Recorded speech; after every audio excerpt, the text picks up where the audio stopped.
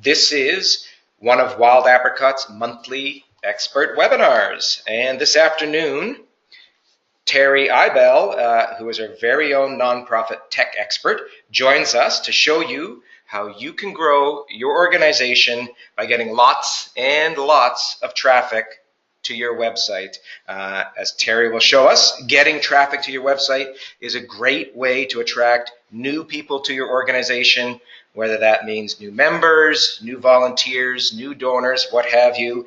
So I'm really looking forward to this afternoon, and I hope you are too. We'll bring Terry on very shortly. In the meantime, let me introduce myself. Just give me a moment. There we are. My name is Donald Cowper, and I'm there on the left of your screen. I'm on the Wild Apricot content team, and beside me is my colleague Rano.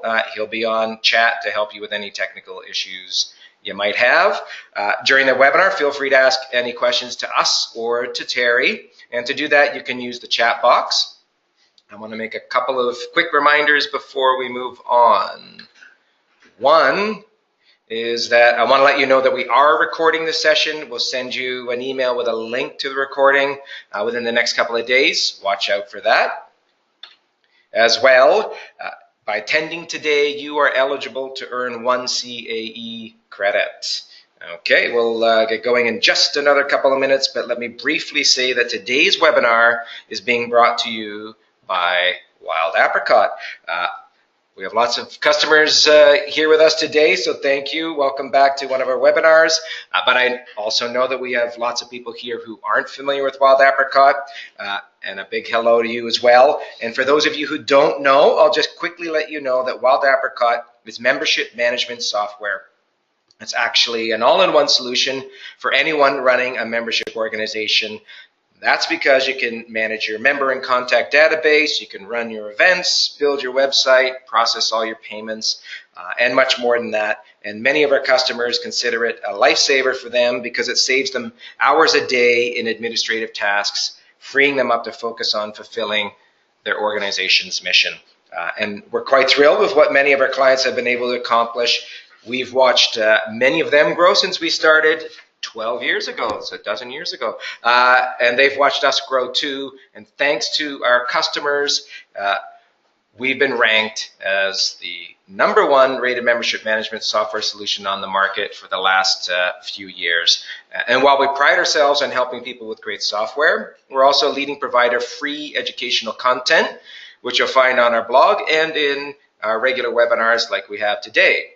If any of you have any questions about Wild Apricot, we're happy to answer them, but we'll do that at the end of the webinar, so you're all free to stick around with us after the hour if you have the time, and if you have any questions, we're here for you. So now, let me bring on Terry. Terry Ibel, that is our resident expert when it comes to nonprofit technology and nonprofit marketing. And one area he knows really well is how to get traffic to a website. I know he's going to share his story and his experience in this area. So without any further ado, I'm just going to pass the mic over to Terry. Hey, Terry, take it away.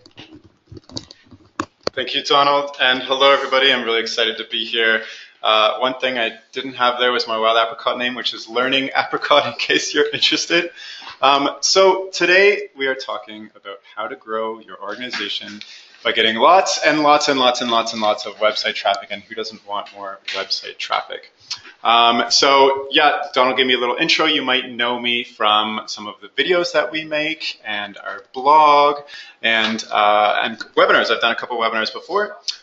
So let's just dive into this. And so how do you get lots and lots of traffic to your website? And I'm talking specifically about organic traffic. And organic traffic is all that wonderful traffic that you get from Google. So if anybody's ever searched anything in Google before, I'm sure you have, and you've looked at the top results and clicked on a website, that is organic traffic. It's simply people searching for stuff, and then somehow you come up in Google search results, and then you go to their website. That's organic traffic. And so what I'm giving you today, by the end of the day, is or the next hour, not the day, is a very simple playbook on how to drastically increase the amount of organic traffic coming to your website. You know, this is a play that I've developed here for Wild Apricot to increase our traffic over 5 times. Depending on where your traffic is starting out from or your niche, you know, maybe it's 4 times or 10 times or 2 times. Let's just dive in right now. Okay, so what you're looking at right here is something I see all the time, and this is simply a blog of a membership organization. Actually, it's a horticultural society. I've blurred out any information that might identify them. If you happen to recognize this website, I apologize for using this as an example. Please don't tell them, or do tell them maybe, I don't know. So this is the blog, and this you're looking at is an article on their blog posted recently in March. It's a blog post about which vegetables to grow in the spring. You know, that's a really great strategy of a horticultural society to be putting out educational content where they have expertise in, because they want to attract people who might be interested in a piece of content like this. And, you know, they've also set up their website in a smart way to include a lot of calls to action on the side. You know, I've highlighted them here in blue. You know, people who read this article, they also see this Give Now and Join Our Membership button at the top. They're enticed to join the social media or the email list or join them on Twitter, because that's what it's all about. Bringing people to your website and then converting them to joining your organization, either as a member, a donor, some type of supporter, an email subscriber. And so it's a really great strategy, but unfortunately, you know, when you look at it, what do you expect the conversion rate to be? I kind of gave that away a little bit, of traffic coming to your website and seeing some type of blog post like this and becoming a member. Unfortunately, the rates of conversion are pretty low. This is an industry standard. So, you know, I have this little fancy image of a funnel set up. You have people entering your website on the top. They read your content, and then they become some type of meaningful supporter for your organization at a rate of about 1.1%. So what that means is, out of every 100 people that potentially read that blog post that I showed you, you're only going to get about 1 person expected to turn into some type of supporter for your organization. That could be, you know, they become a member, they become an email subscriber, etc. You know, that could be discouraging, but the point is, this does work. This is how people find organizations online. This is how they become members. I know this works because here's a picture of me. I've joined 2 organizations purely from finding them online. You know, one is a writing society. It's Canadian Society of Children Authors, Illustrators, and Performers. And the other one is the Planetary Society. And I found these organizations myself purely by reading content online, became interested in the organization, and then ended up joining. So this does work, even if the conversion rate is pretty low. And the reason this works is because, you know, we're seeing a huge trend of people doing everything online these days. People are going on the internet to search for things, to shop, to do their banking, to talk with other people. It's a really good strategy. I'm sure everybody here has a website. It's a really good strategy to attract more people online because more people are doing more things like joining your organization online. So coming back to this example of the Veggie Primer post, how do we create a blog post or any page like our About Us page, our Join Us page, our home page, etc., into a meaningful asset if we have to get a massive amount of people to read it for even a few people to take action? So how do we turn this into a meaningful asset if we need hundreds of people to read it to convert just a few people? And so, you know, there are 2 pathways to success. A is we can work on increasing the conversion rate. You know, squeezing more juice out of an orange. Is that an expression? I don't think so, but squeezing more out of the traffic you're getting. So let's try to increase that conversion rate. If you can see my mouse here, let's get it up past 1%. Or we can try to increase the traffic so that more people are coming into our universe and still converting at the same rate. I mean, you can take both paths at the same time. Let's look at each one individually. The first one, so let's say we try to increase conversion. So a really good strategy is to increase the conversion rate of all of your pages. And, you know, a 20% increase is it takes a lot of effort. It's very hard to get a big increase in conversion rate. And if you look at it, a 20% increase doesn't actually change the result. If we get 100 people in at the top and we have a 20% increase in 1.1%, we're still only getting about one new supporter for our organization at the end of the day. So that's kind of frustrating. So the other option is to try to increase traffic. And traffic, at least from my experience, I mean, it's much easier to create a huge drastic increase in traffic. And so now, if you have a 400% increase in traffic and you keep that conversion rate of 1.1%, now you're getting 4 times as many supporters to your organization. So that's what we're talking about today. I 100% recommend doing both strategies at once because of course you want to increase your conversion and your traffic, but I'm just going to talk about how to increase your organic traffic today. And just to separate the two a little bit, you can pay for traffic to your website. If you've heard of Google AdWords or Facebook ads or all those fancy ad platforms, you can pay to get that traffic. But I'm talking about organic traffic because this is where my expertise and my story fits in. Because organic traffic is absolutely free to get. You do not have to pay for it. In fact, you can't pay for it. And so I fit in this because this is kind of my story. I started at Wild Apricot trying to increase traffic with absolutely zero budget without knowing how to do it at all. And so I had to go through a process, and I'll show you exactly what I went through in my playbook. So, it seems that my slides have frozen. Oh, there we go. Now we've gone too far. Some technical difficulties on our end. Okay, well, I will just keep talking, I guess. So, okay, so when I started, here we go. When I started at Wild Apricot, it was back in 2015, and I love to write, and I was taking a look at the blog, and I wanted to, increase traffic to our blog. And so when I took a look at the blog in 2015, we had about 15,000 views, monthly views to our blog a month. And, I thought this was amazing, 15,000 people reading our blog every single month. That's phenomenal. But when I took a little bit of a deeper look into it, I found out that since Wild Apricot was born, I mean, Donald said we're 12 years old now. We started in 2006. We're having an anniversary coming up soon.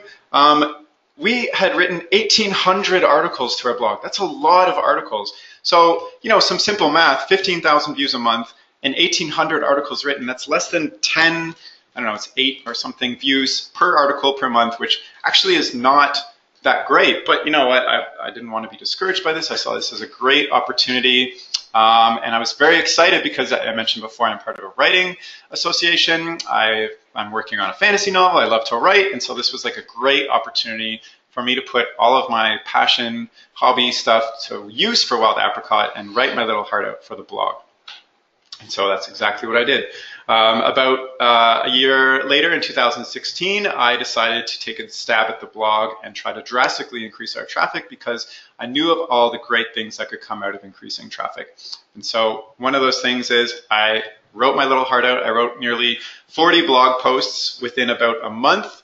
And I did a lot of research on what kind of blog posts I should write. Here's a couple of them. Attract members with a new hook. I talked to a lot of people. There's some good tips in there. I was promoting this content everywhere. I wanted everybody to read it. I was promoting it on social media.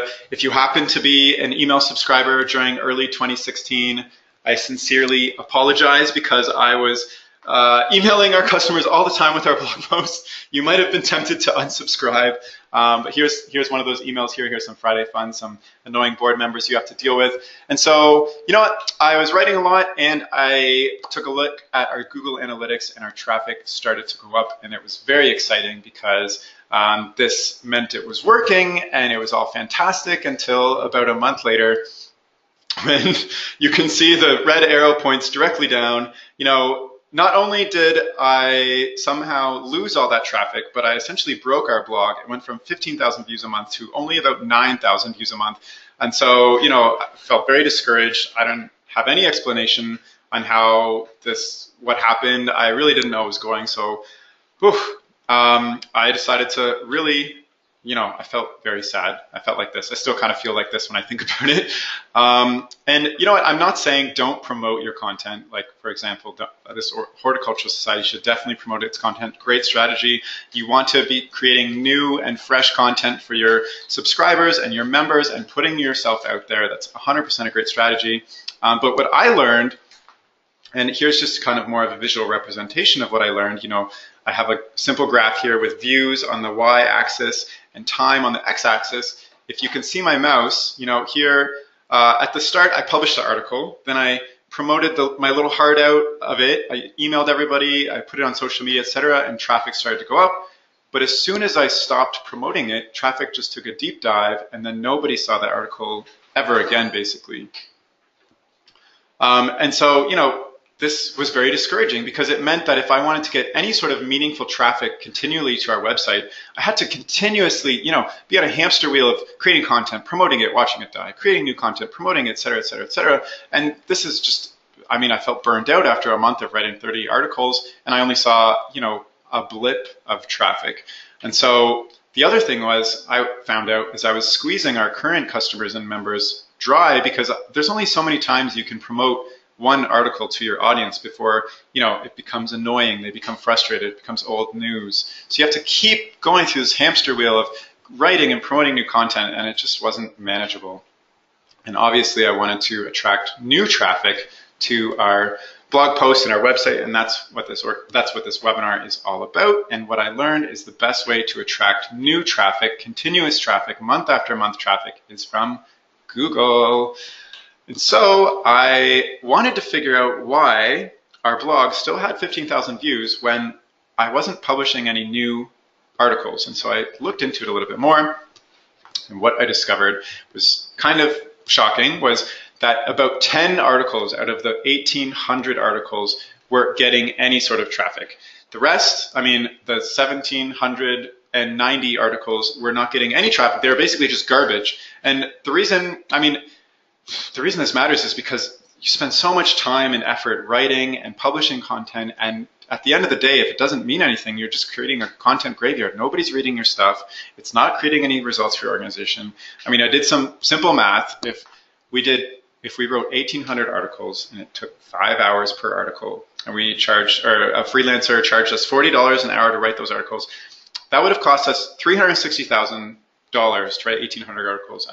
Who here is going to go to their executive director or the rest of their team and say, hey guys, I have a great idea. I am going to write 1,800 articles for our blog, and it's going to cost you guys about $360,000. Like, nobody's going to say yes to this unless you can prove that it's going to pay off for your organization. So there's no point in writing something or publishing something, any page on your website, if you don't know it's going to get traffic. And so I went and dug a little deeper. Here's one of those 10 articles that got traffic for us. And I have to say, this blog post is phenomenal. It's the best blog post I've ever read in my life. I didn't write it. Read in my life. It changed the way I thought about writing. I'm joking. I'm lying to my teeth. It's the most basic thing ever. It's simply if you've read it, it's 4 ways to put PowerPoint on your website, which is super simple. But you know what? I went into Google and I said, how do I put PowerPoint on my website? And the first thing I've circled here when I've searched this is that 39 million pages. Google found 39 million pages that could potentially answer this question. And for some reason, Wild Apricot's page, mind you, it was published in 2008, which is a decade ago, way before I started, comes up first. So after all this time, 39 million pages, Wild Apricot's page comes up first. That's getting all the traffic. How could this be? I want to do more of this. And I also learned that if you're not on the first page of Google, there's no point in being there because 95% of your traffic comes to the first page. How many times have you actually clicked to the second page to find a result that you wanted? Probably not that often because Google's figured out how to put the best stuff first. And in that, if you're not the first result, your traffic drops off majorly. The first result gets about 33% of all the clicks of the 95% of traffic on Google. And just to further that point, if you don't think your organization can get traffic from Google, I would like to convince you otherwise because every single day, 3.5 billion searches are put into Google. So it doesn't matter what niche your organization is going after, somebody is searching for something that your organization solves, and that's an opportunity for them to become a supporter, a member, a donor, whatever you want for your organization. And unfortunately, if you're not found by Google, if you're creating stuff that does not rank, Google can't find you. It's not sending any of that traffic your way. You know, there's that article again. I checked. There's some free tools that you can use to check to see if an article is getting traffic. This article is getting 0 traffic. It's really unfortunate because somebody actually wrote a really good piece on what to plant in the spring. And so, you know, here's the situation. If so on the right-hand side, you have your organization and you're publishing, you're spending effort, you're putting your expertise into publishing great resources that solve real people's problems. And on the left-hand side, you have people who are looking for answers to their solutions. You have all these gardeners who are looking for specific things that a horticultural society would publish, but they're never finding each other. These people could literally live beside the building and not know they exist if they're not finding them in Google, because the main way people search for their problems, answers to their problems, is through Google. And so, you know, that's just super frustrating and it's really disappointing. So, you know, we want to figure out how to track all the traffic from Google so that you turn this hamster wheel of promoting your articles and watching them die into something that looks like this. Yes, it's a good idea to promote your articles on social media and whatnot, but you want to be able to get those articles picked up by Google search results so you get their continuing perpetual traffic over time. So here we have, you know, article 1, we created it, we promoted it, the promotion dies down, but it gets picked up by Google in the meantime and starts to rank. And then over time, traffic to that article goes up.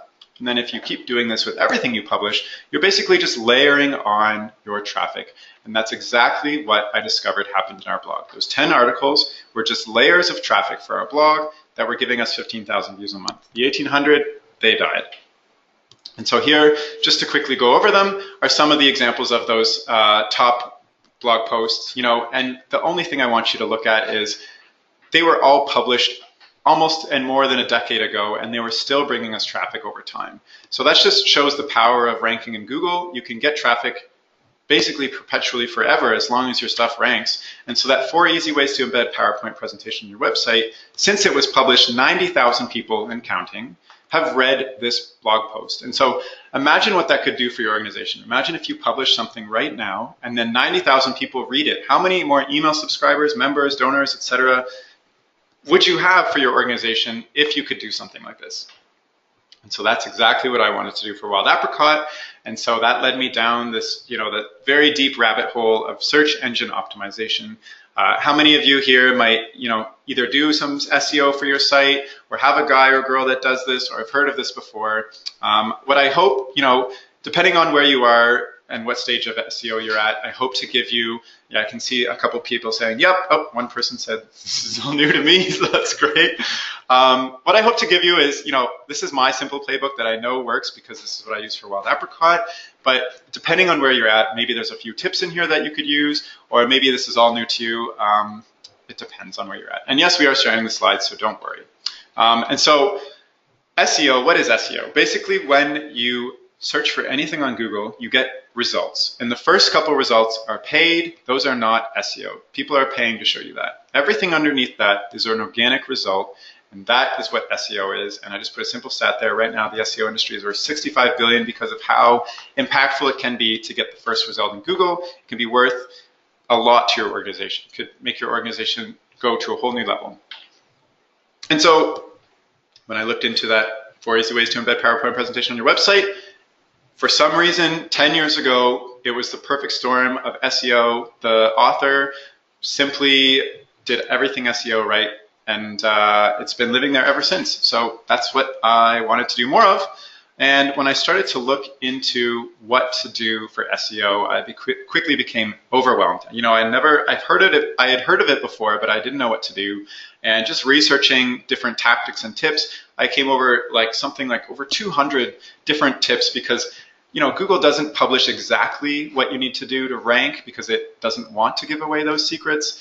So there are people who make careers out of giving advice. And I came across some very obscure things, like if you get celebrity Twitter accounts who have a lot of followers to tweet out your website, you're going to get a boost in SEO juice and it's going to rank. So if anybody here right now just knows Kim Kardashian personally, could you just put in a good word for me and you know, get her to tweet out, I love www.wildapricot.com. Make sure she doesn't have a spelling mistake because that won't work. If you happen to know her, I'd love if you did that. The point is, I was just starting out. I didn't have any budget for this, and I wanted to prove that this could work, and I wanted to show meaningful results back to my team and for Wild Apricot. So where should I spend my time? Should I spend my time chasing celebrity Twitter accounts to get them to tweet out wildapricot.com, or should I do something different?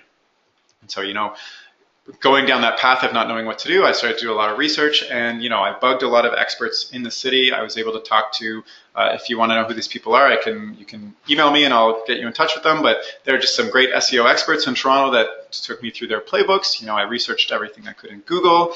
If you're just starting out, I definitely recommend some of these blogs to follow. They're very simple. Backlinko and this amazing blog, everything SEO you could ever want to rank and do for it. But the best and perhaps most useful thing I had access to was experimenting with the Wild Apricot blog to figure out what did and did not work to rank our assets. And so over time, there's a big period of time between when I felt very discouraged and when I started the blog again in January 2017. I'm very happy with these results because I've been able to increase our blog traffic by over 5 times, as well as the conversion rate on our blog by over 5 times. And the best part is that I'm not pushing myself to the limit like I was back in 2016, where I was writing 30-something blog posts a month. I simply publish 5 to 10 new articles a month, and that's all it takes with just learning how to do SEO properly to rank these articles in Google search results and then get that traffic and turn it into meaningful results for Wild Apricot. So that is what I'm going to show you today. And besides traffic, there are a lot of great opportunities that come with getting traffic. Wild Apricot now shows up in a whole bunch of top nonprofit blogs to follow. I'm getting to share all of my learnings with you today. We have made partnerships with every nonprofit expert in the industry. We've gotten so many more emails. There's also the business aspect of that traffic, et cetera, et cetera. People are sharing our content on social media more. There's a lot of other aspects to just getting traffic. And of course, it's what you do with that traffic that matters. And so figure out what you want to do with that traffic, but here is my playbook to getting more traffic for your organization. It's simply 5 things. It's first, how to know what articles will get results for your organization. Then we're going to go into a super scary competitive analysis that should scare your socks off because it's very difficult. The third thing is the best way to write your articles. Then we're going to talk about how to technically optimize your pages to show up in Google search results. And then the last thing is how to get backlinks, and I'll explain that when we get there. Okay, so how to know what articles are going to get results. So here we have this example again. It's somebody put their expertise into figuring out what kind of vegetables to plant in the spring, and they called this article a veggie primer. So will something called a veggie primer get results? I don't know yet. In fact, there's no way you can really know unless you simply go to Google and ask, hey, are people searching for a veggie primer? Now, there are two main ways to figure this out. One is to use Google AdWords, which can give you the monthly search volume of topics or keywords, which they're called in Google. I'm going to show you a tool called Moz because I find it much more simple to explain and convey. So Moz tells me 3 things. It tells me how many people are searching every single month for a topic. Topics are also called keywords to Moz or Google. Then it's going to show me the topic or keyword difficulty, which means how many other websites are competing to rank for that same topic. And then it's going to show me some keyword or topic suggestions on different types of keywords that I can also try to rank for. So to give you an example, I'm going to go over 2 examples. One is how many people every month are searching for weather. And then the other one is how many people are searching for something related to a veggie primer. So here we have a screenshot from Moz. I've highlighted everything that's important in blue boxes. So all we do at the top is we put in the topic or keyword, which you can see keyword here. We put in weather. We put in the place we want to search for, US, and then we just click go. And you can see that, more than a couple people a month are searching for weather. In fact, Moz says that 6.9 million to 95 million people every single month are searching for weather, which makes sense. Everybody's interested in the weather. However, everybody and their grandma are trying to rank for weather, so it's, as expected, very difficult to rank. I would not try to attempt this keyword unless you're like a news forecasting site or Wikipedia or something like that. It's going to be very competitive to rank. And then underneath you have the keyword suggestions that show other types of topics that also have pretty good volume in traffic that you could also rank for. So weather map or weather today. So Oh, somebody asked, is Moz free? Moz has a free 30-day trial, but it is a paid software. However, if you want to use something completely free, AdWords is completely free. It shows you very similar. It shows you basically the same information in a different way. It's just harder to convey in a screenshot. So I'm showing Moz, and I use Moz personally. So getting back to the presentation, let's look up spring vegetable garden. I did some research to figure out what kind of topic would relate to Veggie Primer because Veggie Primer had 0 traffic. So I found spring vegetable garden gets 201 to 500 monthly searches. The difficulty is much easier. It's only 35. That's a very good opportunity. And here's some other topics. So are people interested in searching for spring vegetable garden a lot? Well, other related topics don't really have that much data. Maybe I might write about spring vegetable garden ideas. But doing this and searching for all the topics that you think are relevant to your organization will give you an idea of the type of traffic that you can get to your website. So for instance, for Wild Apricot, I want to rank for everything related to membership management software. And membership management software is not the most popular software. It's not like Gmail or something. So we're very niche. So if I see something that's 201 to 500 search volume, I jump on that immediately because that's huge for us. Usually I'm looking at kind of this type of range, 11 to 50 or 100 to 200. So you're only going to get an idea of how much how much traffic you're going to get to your organization simply by typing in a bunch of different topics and seeing what comes up. And in me dealing with this range, I've been able to grow our traffic over 5 times to it's even higher now, about 60,000 views a month. So I expect you should be able to do the same, even with a very small search volume. Okay, so just a word on the difficulty. If you're using AdWords, they only say low, medium, or high. Moz gives you a better difficulty score. If it's within 0 to 20, that means that nobody's really trying to rank for this, so it's super easy. Just publishing a page on that topic is going to rank you. 20 to 40, that's when you're starting to get a little bit more competitive, but getting to the front page shouldn't be too hard if you follow everything I show you in this presentation. When you get to 40 and 60, that's when there's more competition. You're going to need to spend a lot of time making your article the best and getting backlinks, which I'll explain later. And then 60 above, I've only attempted a few of these, and they took me months to rank. It's going to take a lot of time and energy to rank. If you're just starting out, I would start with the easier ones. So, like I said before, brainstorm all the topics that are related to your niche. If you're a swimming club or a nurses association, just think of all the topics that you could talk about that people might be attracted in joining your organization from finding on the internet. And so here is a very simple brainstorm in a Google Sheet for Wild Apricot.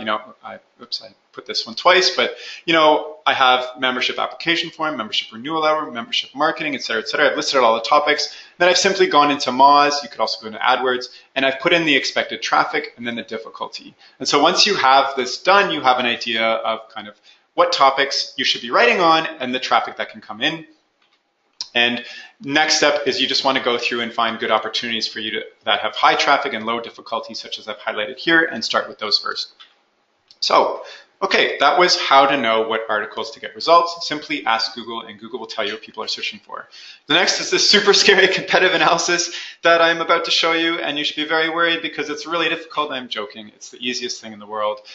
You just simply type your topic into Google and see what comes up. So I wanted to write on nonprofit tools because that was a keyword that had a lot of search volume. It was a little bit difficult, so I simply typed it into Google. And as you'll find out quickly, you're not the first person to write on any topic. For nonprofit tools, Wild Apricot is a nonprofit tool used by a lot of nonprofits, so it makes sense for us to rank for this. However, there's 112 million other pages that could come up for this search result. So how am I going to compete with them? Well, Google has already figured out what people want to see when they search for this. So Google's figured out that when somebody types in nonprofit tools, they want to see a list. So naturally, lists come up. And as you can see, this looks like a great list, 36 useful apps and online tools for nonprofits. The next is 5, the next is 6. So if I want to outrank these competitors of mine who I'm not even competing with yet because I don't even have anything for this, I need to create a list that's somehow better than all of these. So naturally, I thought, well, I'm just going to see how many tools I can come up with. So I started researching and finding tools, and I actually went a little bit overboard and found a lot of tools. And it paid off, as you can see. Now Wild Apricot is the first search result for this keyword, and now we're getting all the traffic. But I went overboard and found 100, there's actually over 200 tools in this list, but 199 amazing free or cheap tools for nonprofits. And so, that's how simple the competitive analysis is. It's just put in your topic into Google, see what comes up, and then that's who you have to outdo. And some simple ways to outdo your competitors are, do they include graphics or examples? Or maybe you can reach out to an expert and get a quote from them. Or, practical tips, put some stories or case studies in, include a video. It's pretty simple once you have, the skeleton of your post based on your competitors. So that's it for the competitive analysis. We're moving on to the best way to write your articles. And so here we go. There are 7 things that I try to do every time I write an article. This doesn't matter if it's like a page, like a feature page or an About Us page or a blog post. These are fairly standard best practices that you can find online. These are the ones I follow. I'm just going to simply go through them. First one is the perfect word length. I mean, there's research done that shows that longer posts tend to rank higher in Google. I try to always get 1,500 words into a post because that just means that I've tackled every area of the topic. I've answered the who, what, where, when, why, and how. I mean, somebody was not going to click off of my post to try to find their answer in a different post. So as long as I am writing at least 1,500 words, and I don't mean to write like BS or fluff and just filler content, I mean stuff that's actually helpful, then I know that I'm reaching my quota for creating a helpful article. The next thing is, actually, have you ever opened up an article on your phone before and just seen a huge wall of text? It looks like work. It looks like you got to sit down and read this, and you probably just click off of it and go somewhere else and read something shorter and conciser. And that's an issue because if people click off your article, Google sees that and puts something else higher up because they assume that if people are clicking off your article, that's not a very good post. So when writing your content, make sure you're writing short, concise paragraphs because they're easy to read, they're easy to scan, and yeah, that's the best practice I use. Also, another thing is to create hooks in your subheadings, and this is kind of BuzzFeed's claim to fame. Here I have 2 examples. The first one is, imagine reading a subheading in an article called "Use cooking spray when frying an egg." Would you be compelled to read all the text under that subheading? Probably not, because the answer to the question of what to use when frying an egg is already in the subheading. So what you want to do, and what BuzzFeed has figured out, and also you want to create an experience for your readers and you want them to read more, and those are signals to Google that your article is better, is to create hooks in your heading. So version 2, I mean, this is a little bit overboard, but this ingredient makes frying an egg 10 times easier. I mean, oh my goodness, I have to find out, I have to read more. You are not going to be able to find out what ingredient makes frying that egg 10 times easier without reading more. So that's why your article should always include hooks. The next thing is the big benefit when you use steps and lists. So on the right here, I have a screenshot from a Google search result for how to plan an event.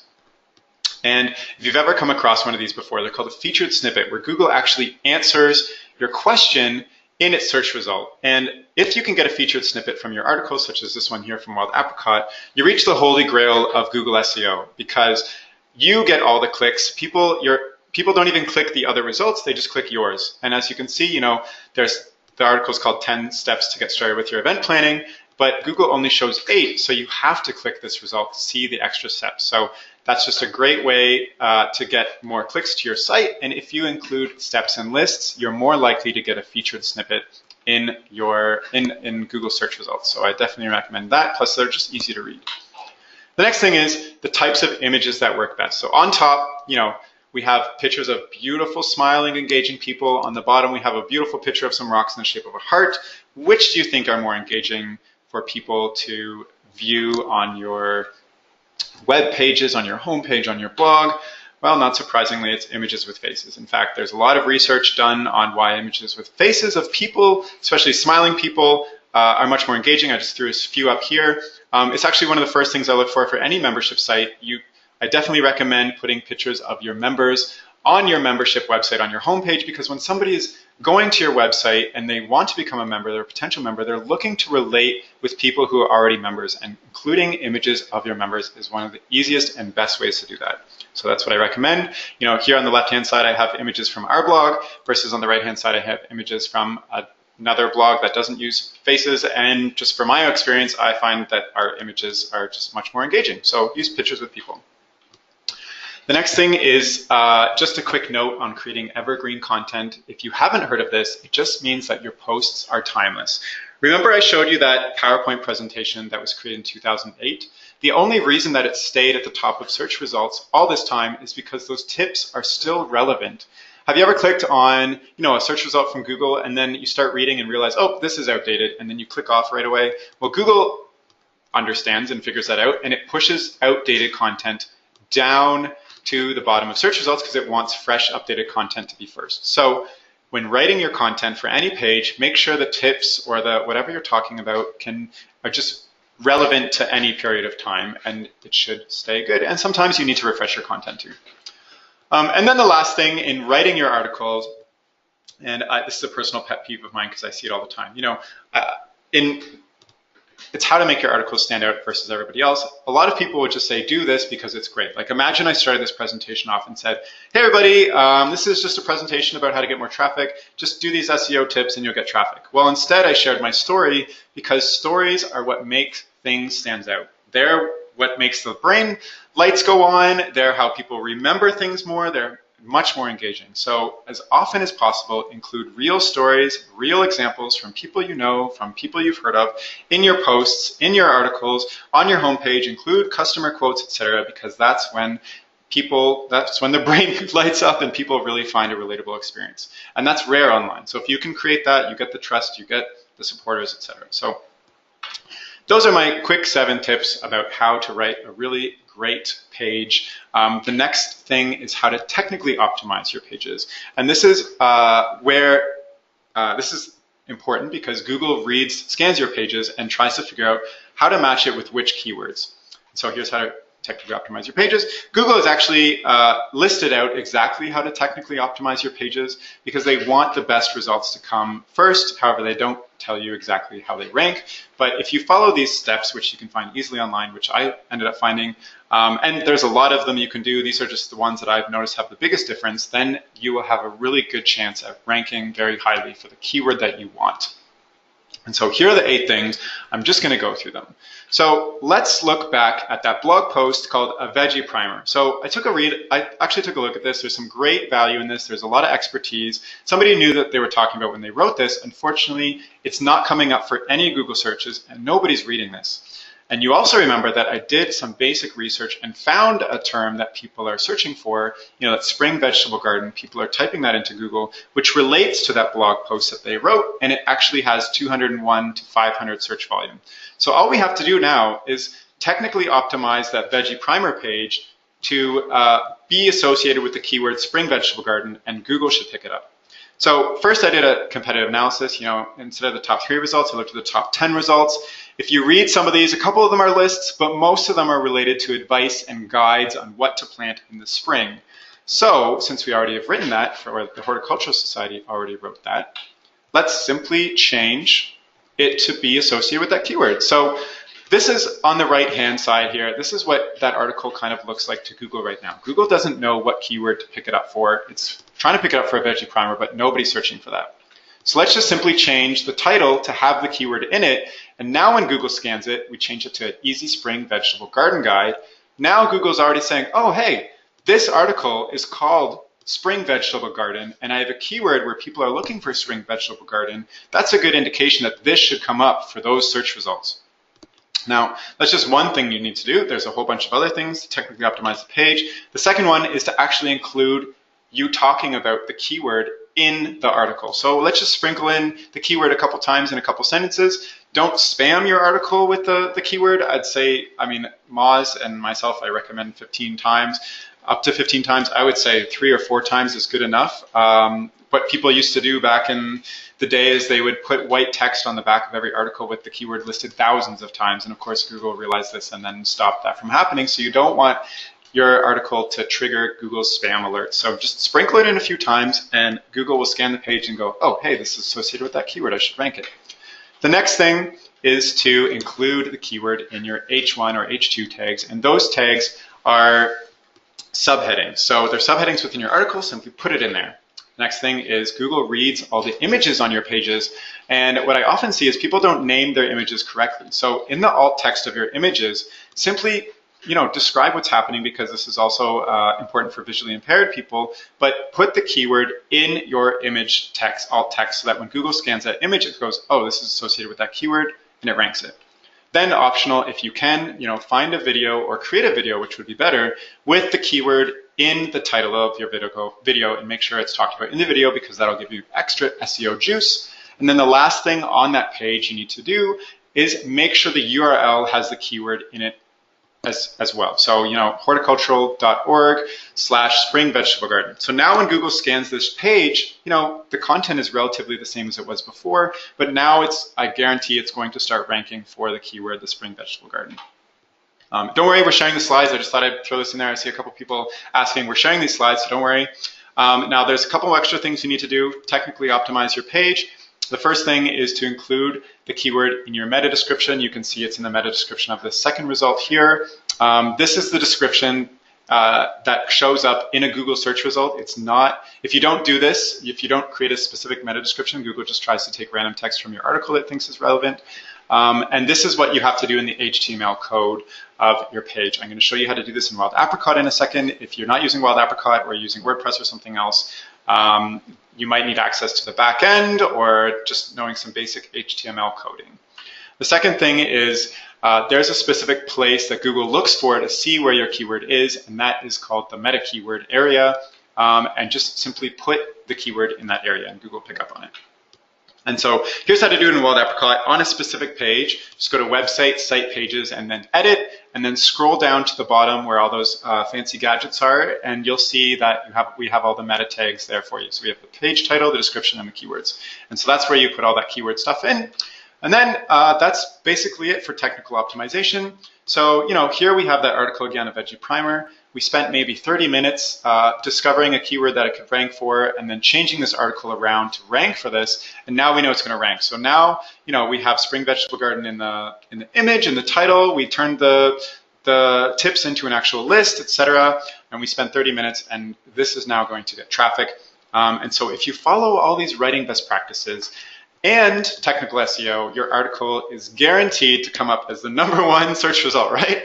Well, no, unfortunately, there's one thing I mentioned I was going to get to at the end, and there's competition online. Other people have figured out this too, and what happens if there are 2 articles exactly the same? So, you spend all this time and effort creating the best horticultural spring vegetable garden guide and technically optimizing it, but then somebody else did the exact same thing. Well, who does Google pick? Well, they always pick the other guy, unfortunately. But if you want to be that guy, you need to get backlinks, and backlinks are one of the best ways to tell Google that your article is the best and should rank first. And of course, there are many, many things you can do. I'm just saying backlinks because it's one of the, from my experience, best and easiest things to do to get higher. So a backlink, it goes like this. It's simply other websites including a link to your website. So the reason this works so well is because Google figures, hey, if a lot of websites, including like really great trustworthy websites, are linking to your specific page, that must mean that you've written a page that's a really great resource for people to see. So the more backlinks you have, the higher your page is going to rank, and Google's going to trust it more. And so an easy way to find out how many backlinks any article, yourself and a competitor included, has is to use a tool called Ahrefs. And this is a screenshot from Ahrefs. There's a lot going on here, but I just circled the 2 things to be that are important. The first one is, this is a competing article, cool weather vegetables, that's competing for the spring vegetable garden article. I type that in, I click search, and I find out it has 9 backlinks. So now, if I'm not ranking very well and I want to rank higher, this means I got to go out and get some backlinks to compete with these people. Maybe I need 9, maybe I need more, maybe I need a few less. It depends on how well you're technically optimized. So here's, in the last couple minutes, we're going to go over how to get backlinks. It's pretty simple.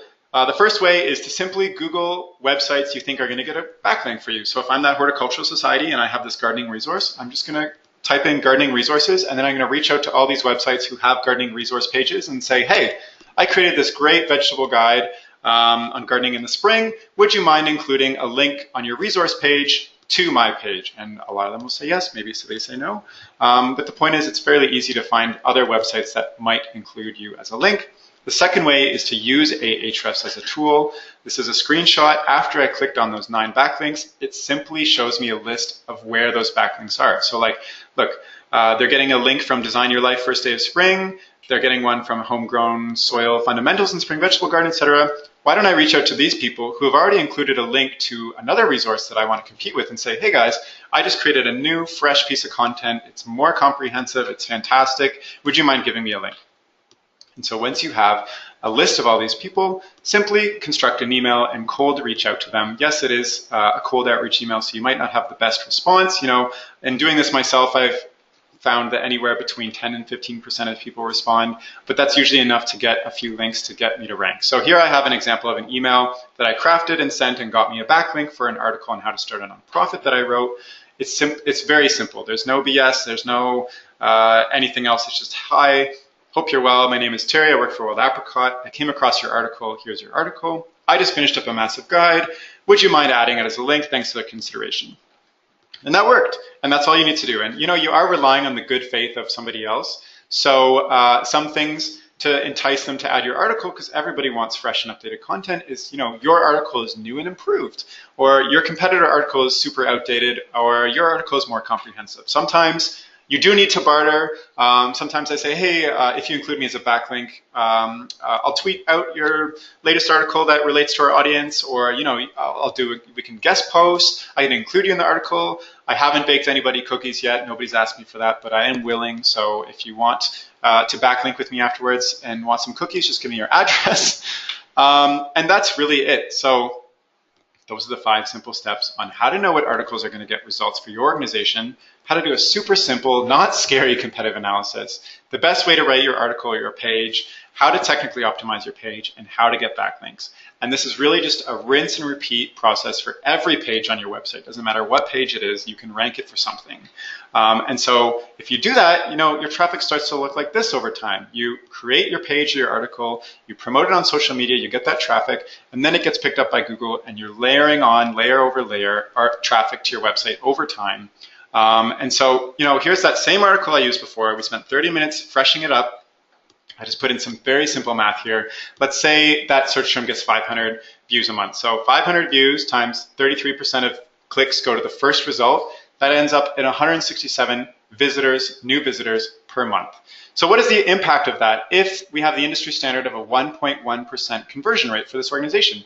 Well, 167 visitors per month, this Horticultural Society now has 2 extra supporters per month, perpetual, from just freshening up this page a bit. That means 2 new email supporters, maybe one of them is a new member, one of them is a new donor, and the point is you spent 30 minutes, and then over time, that's it. It just keeps bringing you in traffic. And I know this works if you freshen up your old content, because I've done this with many of our old articles, of those 1,800 articles. Here's just one example. It's a silent auction article. You know, before I started freshening it up in January, it had little blips of traffic here and there, but then I did the technical optimization in January, and then over time it started to rank, and we went from, I think it was like a couple dozen views a month, now over 2,000 views a month, and that's views I turned into email addresses, into trials, and et cetera, et cetera. And the point is, you want to build an army of valuable assets like this on your website. You know, not just your blog posts, not just your feature pages. You want this for your your donate to us page, your membership page, your home page, your events page, et cetera, et cetera. You want to create valuable assets out of every page on your website that are bringing in traffic and converting. And so here's a simple roadmap if you'd like to get started. I would say go and refresh your old content, number 1. Then number 2, brainstorm topics that you think and check the traffic for them that you think are going to do well for you. Then start with easy keywords and then determine your publishing frequency. This is what I've done with Wild Apricot. And you know, when I took the snapshot in March, we went from 9,000 views to 55,000 views. We are getting 260 trials to our software a month from this blog traffic, and we're capturing about 700 emails, which you can imagine has been very great for our organization when it was doing nothing before. And so here I did this for the Horticultural Society. Imagine if they did that. They refreshed 10 old assets at 500 views at the top spot, which is 167 views per month. And at the beginning of the year, and then every month they publish 1 new article at the same rate. You know, at the end of the year, they get an extra 33,000 views and 363 extra supporters. Imagine what that could do for that association or your association too. And so I know we're a little short on time. We're going to take a couple questions. All right, so David, how do you find the person to ask for a backlink? Okay, so usually every website has a contact us page. I simply find the most relevant person in the contact us page, and I reach out to them and I explain who I am. It's very simple. Some places have forms, and you might even know people at other websites or have other organizations that you can reach out to. Let's go to the next question. Would you recommend putting the name, list, or steps in the title of this veggie article?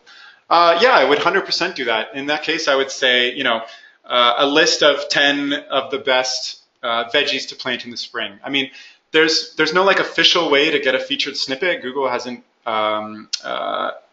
said how they're doing it yet, but there's a lot of speculation on how. But I'd say anything that you can make to indicate that it's a list, include bullet points, include the steps, that's going to be a plus. And okay, one last question here. This one. Separate URL for each searchable item or one of a continuing series of items. Example, scrolling blog post. Okay, so I would recommend, one mistake that I made and I see other people making is trying to make one URL rank for multiple keywords. What ends up happening is you're competing with like the text and the URL and everything for two different keywords or two or three different keywords, and you end up ranking mediocrely for all of them, which, if you could just rank as a top spot for one of those keywords, that's much more valuable in terms of traffic. So I recommend one URL per keyword as the way to go. Actually, one last question here. What is the value of cross-post of blog to LinkedIn, where LinkedIn is a valued referral source of new business centers of influence? That's a really interesting question. I would say the goals are a little bit different. So 100% cross-blog, because there's a different audience on LinkedIn. You're going to get you're going to come across as like a thought leader and get the expertise and connections. However, that traffic can come back to your website, but it doesn't count as a backlink. So Google doesn't recognize the SEO juice you get from that referral traffic. More traffic is valuable to you. So I would say, and what I've done is I've created two separate strategies. One strategy is just on getting organic traffic from Google, and the other strategy is getting organic traffic from social. So part of that strategy is, yes, cross-blogging, cross-posting to these social channels and getting more traffic into your website, because essentially you convert that traffic into an email subscriber or a donor and member, and that's the meaningful result. So this is just a presentation on how to get traffic organically from Google, and I'm being told that's all it is, so I'm passing it to Donald. Thank you very much.